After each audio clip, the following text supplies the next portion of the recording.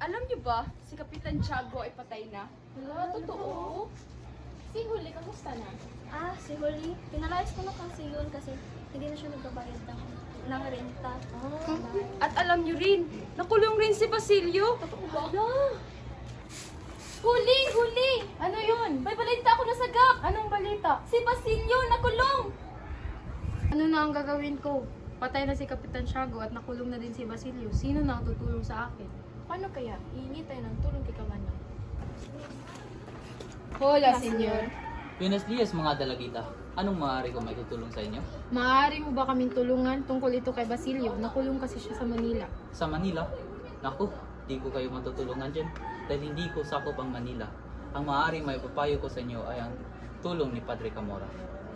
Tanging si Padre Camora lang makaligtas kay Basilio. Ayokong pumunta kay Padre Camora. Wala kang alahanin, kasama mo naman ako. Ayoko nga pumunta kay Padre Camora. Alam mo naman siya makapangyarihan. Siya ang nagpalabas sa iyong ingkong sa balingguan.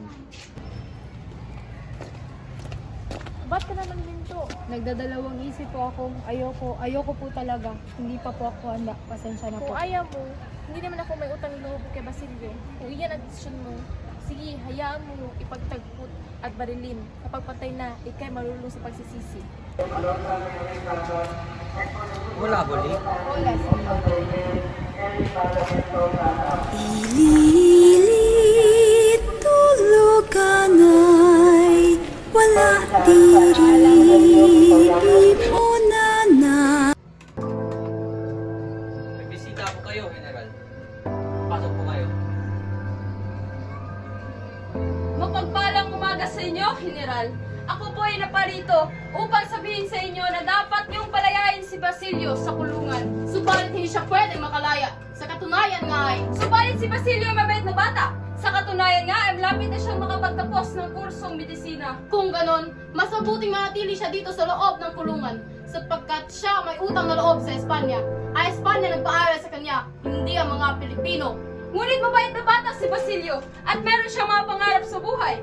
Sayang naman kapag hindi siya nakapagtapos ng pag-aaral. Ikay tumigil na kawani, sapagkat kasabuting manatili siya dito sa loob ng kulungan upang mabayaran niya lahat ng ginastos ng Espanya upang marating niya ang kursong medisina. Subalit, General, ako ay nagmamakaawa. Pakinggan niyo naman ako, sapagkat si Basilio ay talagang mabait na bata. Siya ay matulungin, matino na estudyante. Basta! Ikay tumahimik na! Wala na akong oras sa'yo! Maaari ka nang umalis, kawani! Kung gayon man, General, ako ay magre-retiro na lamang ng aking pwesto at babalik na lamang sa Espanya.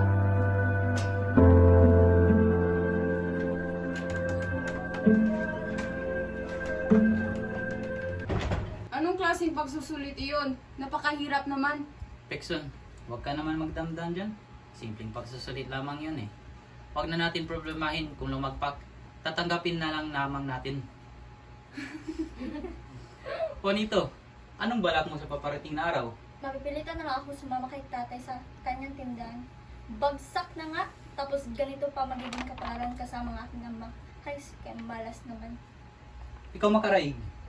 Pupunta akong Europa, Isagani, Sundoban, mga swerte nakapasa sa pagsusulit.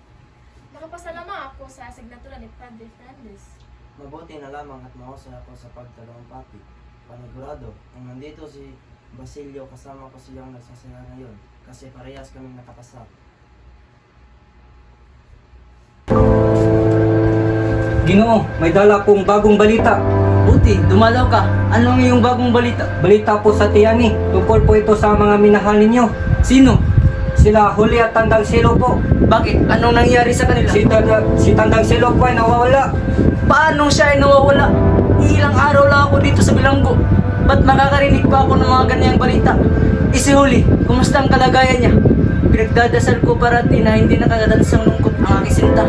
Basilio, patawad. Sapagkat si Huli ay wala na. Ano? Si Huli ay patay na!